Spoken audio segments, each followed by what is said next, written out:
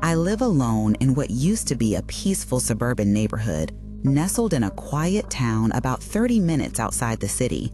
The houses here are old, most built in the early 1900s, with that classic Victorian architecture, tall windows, wraparound porches, and ornate woodwork that creaks and groans with age. I'd been living in my particular house for nearly 5 years, and in all that time, I'd never experienced anything that made me question my safety or sanity. The neighbors were friendly but kept to themselves, and our little street rarely saw any excitement beyond the occasional lost cat or package delivery mix-up. This particular incident happened during what had been the wettest spring on record. It had been raining almost continuously for 2 weeks straight, not just light drizzle, but heavy torrential downpours that turned our usually quiet streets into rushing streams and made the old storm drains overflow onto the sidewalks. The constant drumming of rain against the windows and roof had become such a familiar sound that I barely noticed it anymore. It was like living inside a cave behind a waterfall. That Tuesday night, I'd just finished an absolutely exhausting 12-hour shift at the manufacturing plant where I worked as a quality control inspector. The job required me to be on my feet most of the day, examining parts under bright fluorescent lights that always left me with a splitting headache by evening.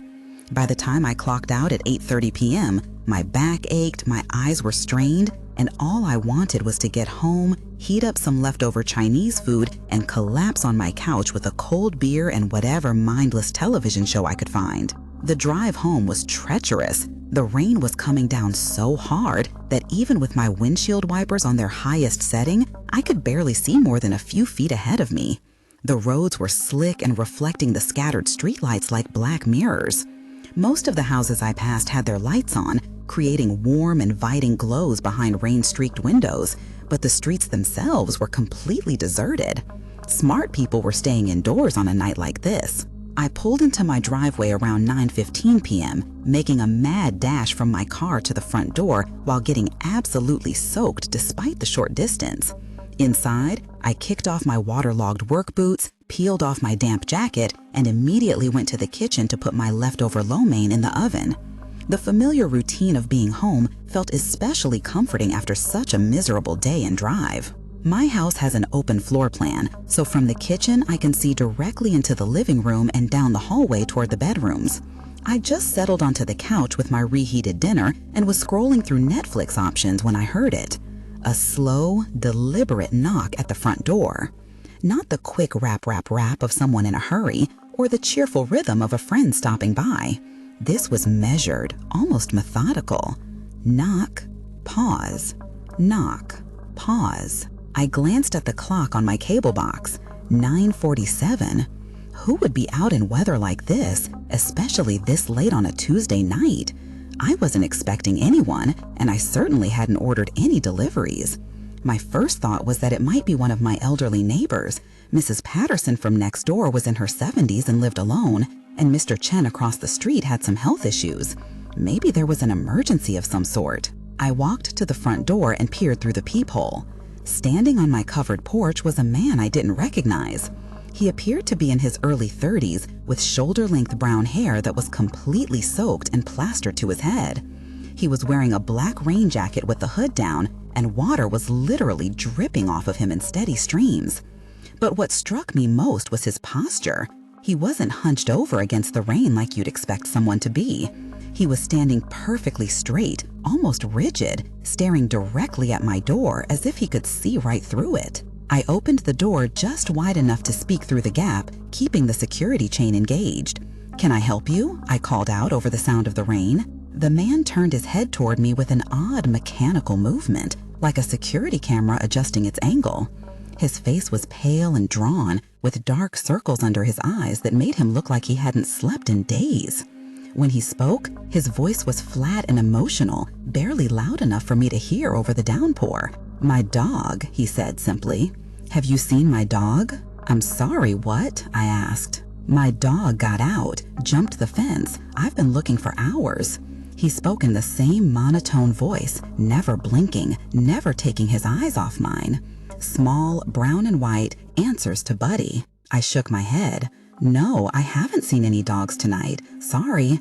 You might want to try calling the animal control office in the morning. They pick up strays and take them to the shelter downtown." He nodded once, but didn't move from his position on my porch. Instead, his gaze seemed to shift past me, and I realized he was looking into my house, scanning what he could see of my living room and kitchen.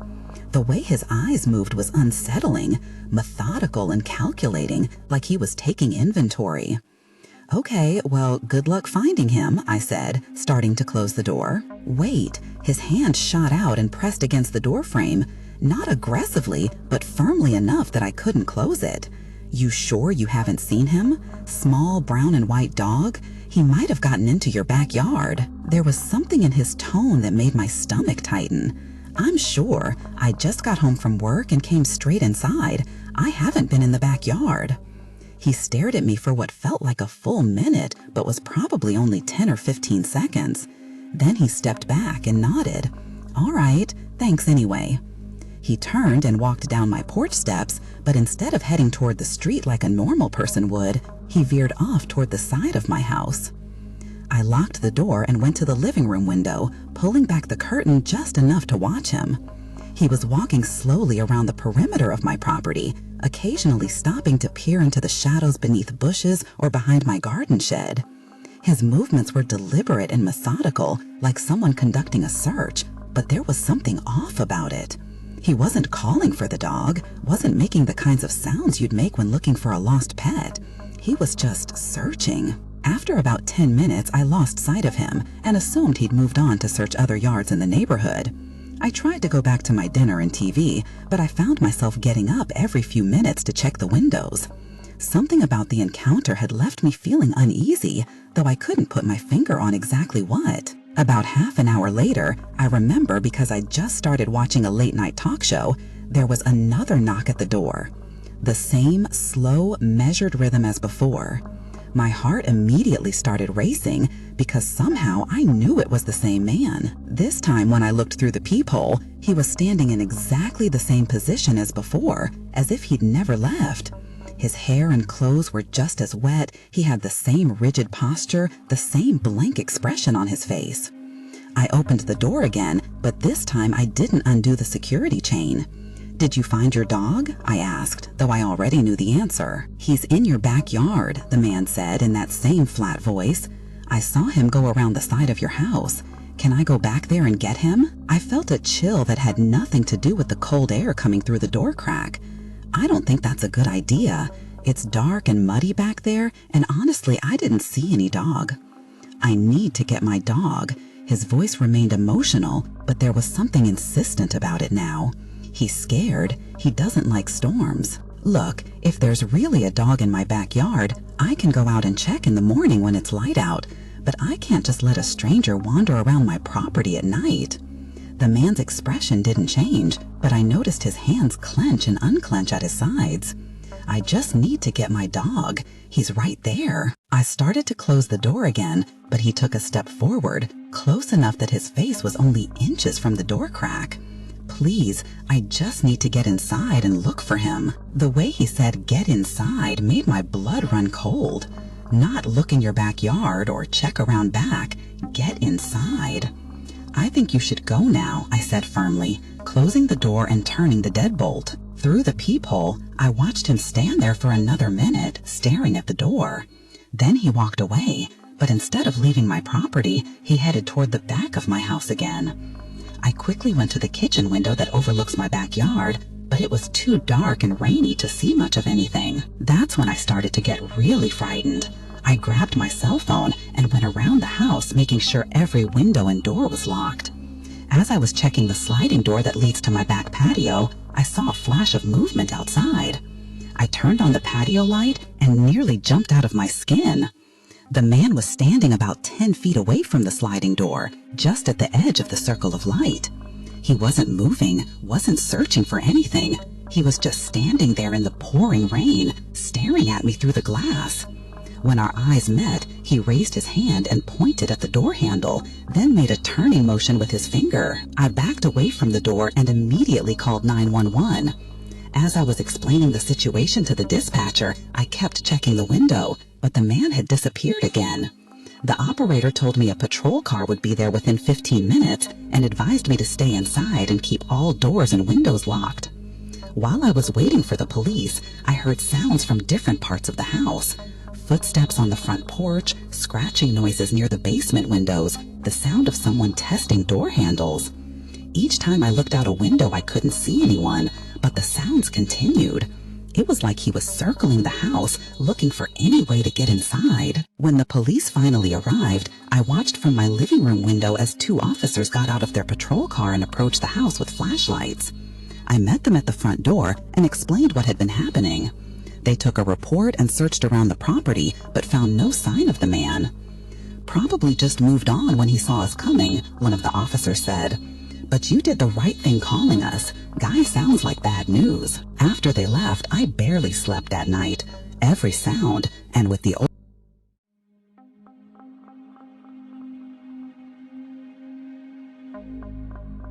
Story 2. The Children in the Mine. I need to tell you about something that happened to me when I was 15 years old, back in 1978. My family had just moved to a small mining town in Pennsylvania, one of those places where the coal industry had been the lifeblood of the community for generations, but was already starting to decline by the late 70s.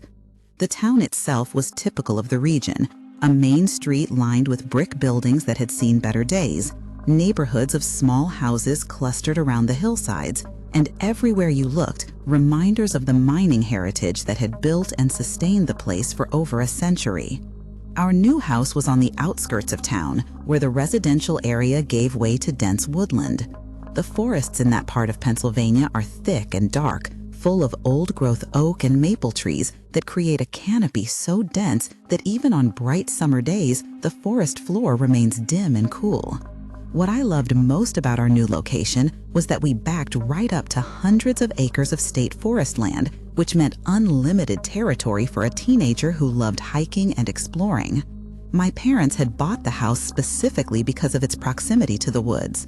My dad was an avid hunter and fisherman, and my mom loved bird watching and photography.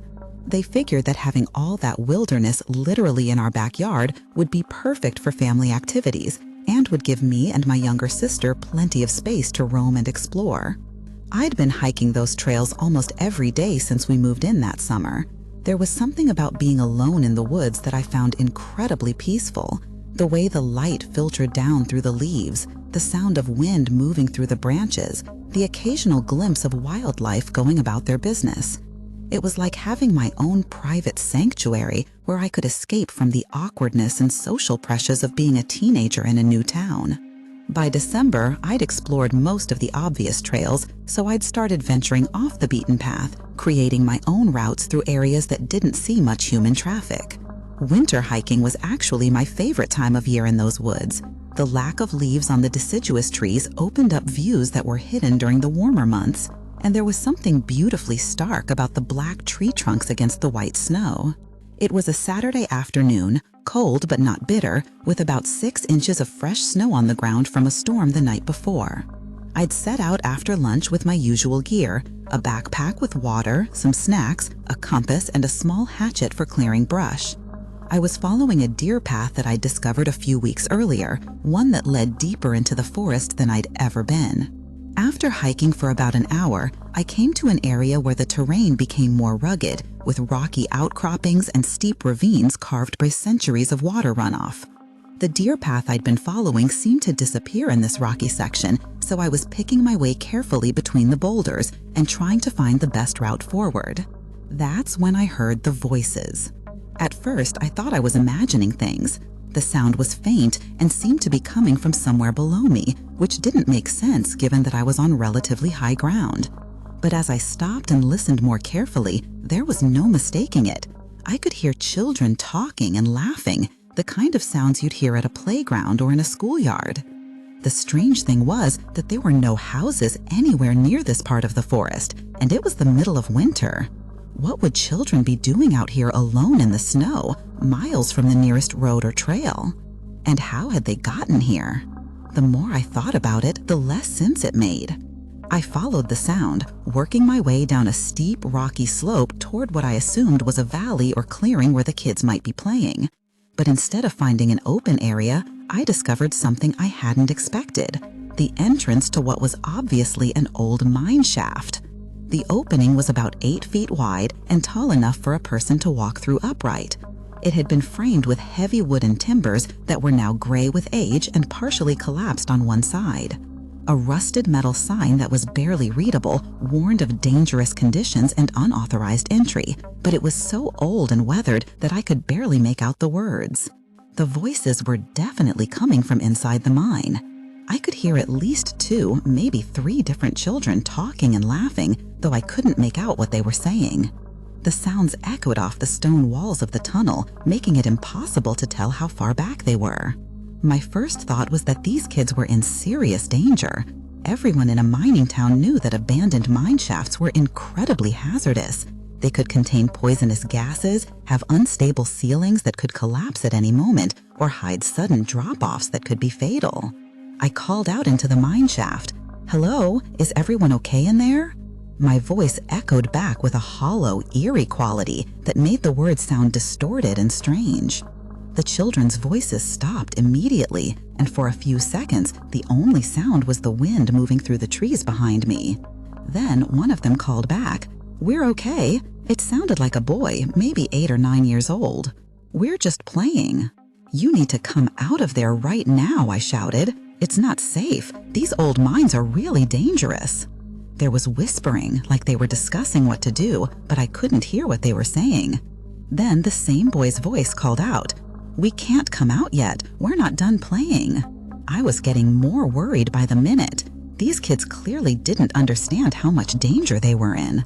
I'd heard stories my whole life about people getting trapped in abandoned mines, about poisonous gases that could kill you in seconds, about ceiling collapses that buried people alive. I had to do something. "Listen," I called out, "I'm coming in to get you, okay? Just stay where you are and keep talking so I can find you." I pulled out my flashlight and stepped into the mine entrance. The temperature dropped immediately. It felt like walking into a refrigerator. The air had a strange metallic smell, and my footsteps echoed off the walls in a way that made it sound like someone was walking behind me. The main tunnel stretched straight ahead for about 50 feet before branching off in 2 directions. The children's voices seemed to be coming from the right branch, so I headed that way, moving slowly and testing each step before putting my full weight down. "Keep talking so I can find you," I called out, but there was no response. The silence was complete and somehow more unnerving than the voices had been. I continued down the right tunnel for what felt like forever, but was probably only a few minutes. My flashlight being reached maybe 20 feet ahead of me. Beyond that was complete darkness. The walls were rough-hewn stone and timber supports, and I could see old rail tracks running down the center of the tunnel floor, probably for the carts they used to transport coal. Then I heard it again, children's laughter, but this time it sounded like it was coming from behind me, back toward the entrance. I turned around and started retracing again, calling out again, but got no response. When I reached the main tunnel, I paused to listen. The laughter was coming from the left branch now, the direction I hadn't explored yet. These kids were either playing some kind of elaborate game of hide and seek, or they were more lost and confused than I'd realized. I started down the left tunnel, and that's when things got really strange. About 30 feet in, I saw a light ahead. Not electric light, but the warm, flickering glow of what looked like a candle or oil lamp. As I got closer, I could see that it was coming from a side chamber that branched off from the main tunnel. "Hello," I called softly. "Are you guys in here?" I stepped into the chamber and immediately felt like I'd walked into someone's living room. There were old wooden crates arranged like furniture, a few rusty mining tools hanging on the walls, and in the center of the space, 3 children sitting in a circle on the dirt floor. They looked up at me when I entered, but didn't seem surprised or frightened to see a stranger. They were all around 8 to 10 years old, 2 boys and a girl, dressed in clothes that looked old-fashioned even by 1978. The girl was wearing a long dress with an apron, and the boys had on knickers and suspenders. Their faces were smudged with dirt, but they looked healthy and normal in every other way. "Hi," said one of the boys, the same voice I'd heard earlier. "Are you here to play with us?" "I'm here to get you out of here," I said, trying to keep my voice calm and reassuring. This place isn't safe. Where are your parents? How did you get down here?" The 3 children looked at each other and giggled, like I'd said something funny. "We live here," the girl said matter-of-factly. "We've been here for a long time." "You can't live here," I said. "This is an old mine. There's no food, no heat, Wait, how are you keeping that lamp burning? What's it burning for fuel?" I looked more closely at the light source and realized I couldn't actually tell where it was coming from. There's definitely a warm, flickering glow illuminating the chamber, but I couldn't see any lamp or candle or any kind of flame at all. "We should go now," said the second boy, "before the foreman comes back."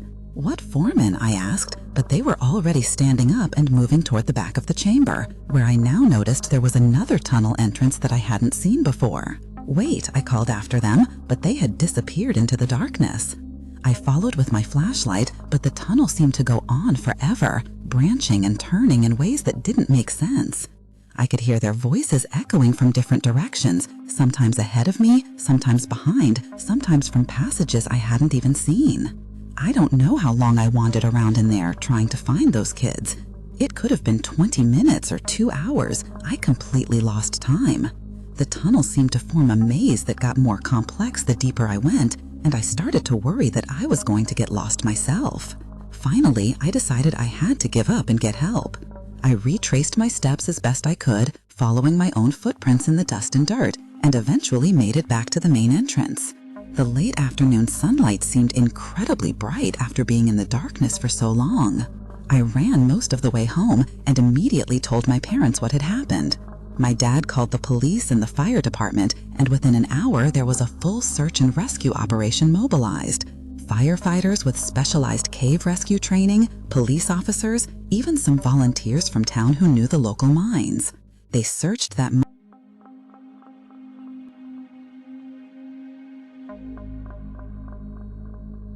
Story 3.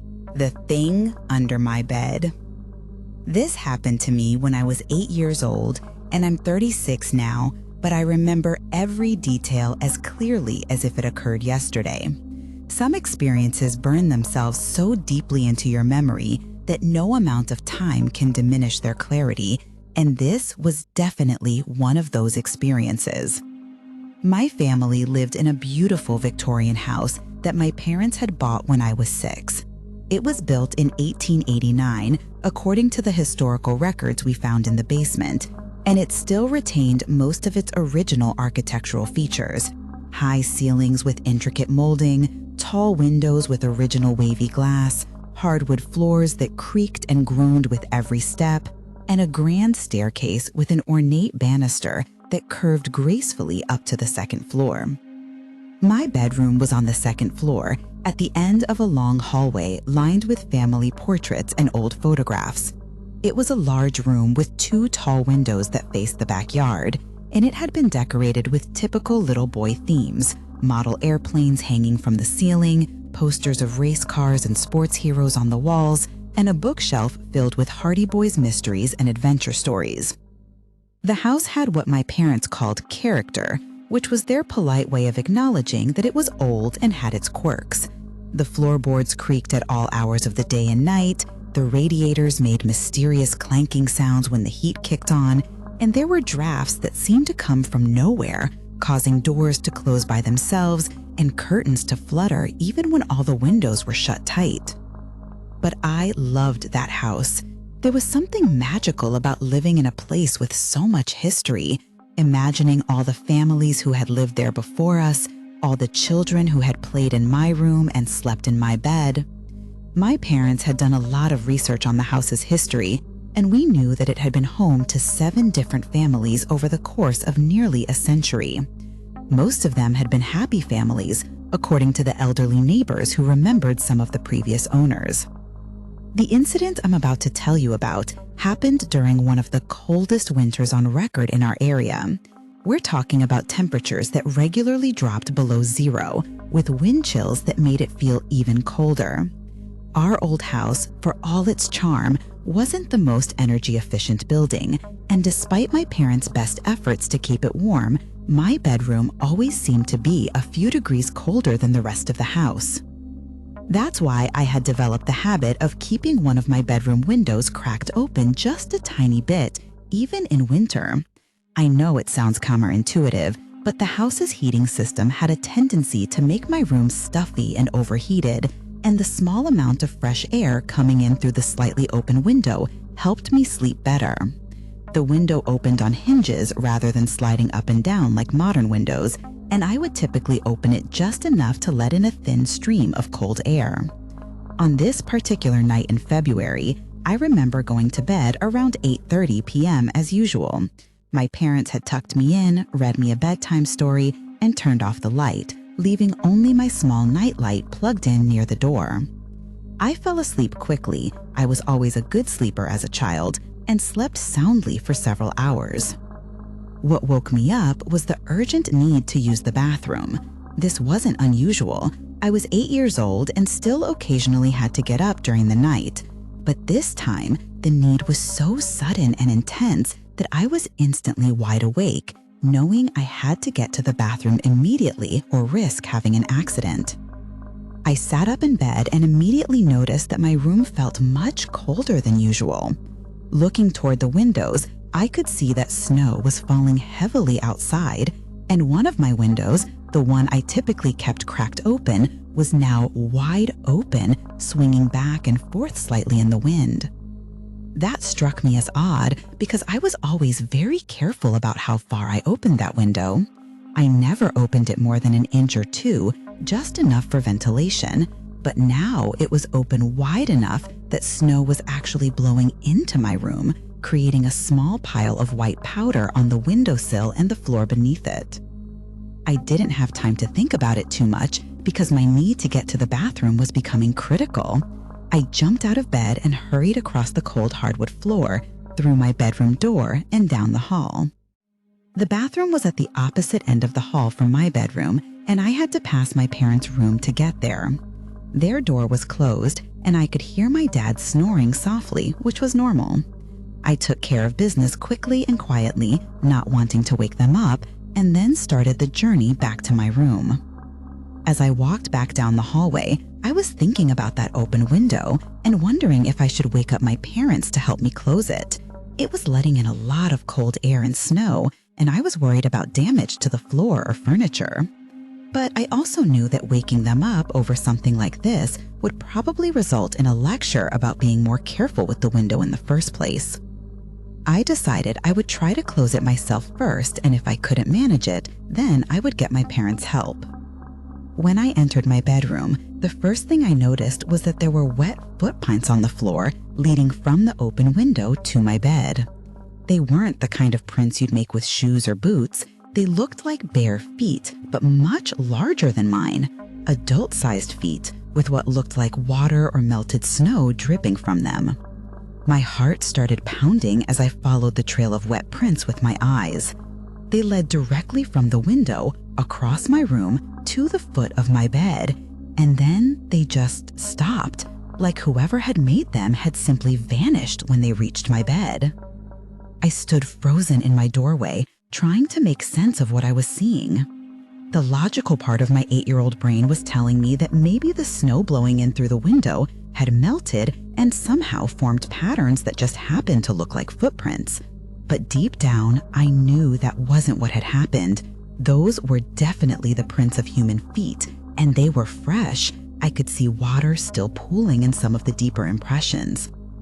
That's when I noticed that my bed covers were disturbed. I was always a neat kid who made his bed every morning and kept his covers straight when I got up during the night. But now my blankets and sheets were pulled and twisted like someone had been lying in my bed and had just gotten up. I took a few tentative steps into the room, moving very slowly and quietly, listening for any sound that might tell me someone was still there. The only sounds were the wind whistling through the open window and the soft patter of snowflakes hitting the floor. I was halfway across the room, heading toward the window to close it, when I heard a sound that made my blood freeze in my veins. It was coming from underneath my bed, a soft rustling, like someone was moving around down there, trying to get comfortable. I stopped moving completely and held my breath, straining to listen. For a few seconds, there was silence. Then I heard it again, definitely movement under my bed, and what sounded like someone trying to stifle a giggle. My bed was an old-fashioned four-poster with a high frame that left plenty of space underneath for storage boxes and the occasional lost toy. The space under there was usually just a collection of dust bunnies and forgotten items, but now it sounded like it was occupied. I crept closer to the bed, my heart hammering so hard I was sure it could be heard throughout the house. When I was close enough, I got down on my hands and knees and slowly lifted up the edge of the bedspread to look underneath. What I saw will haunt me for the rest of my life. There was someone under my bed, a person lying on their side, facing away from me, covered by what looked like one of my blankets. I could see the outline of their body, definitely human-shaped, but larger than a child.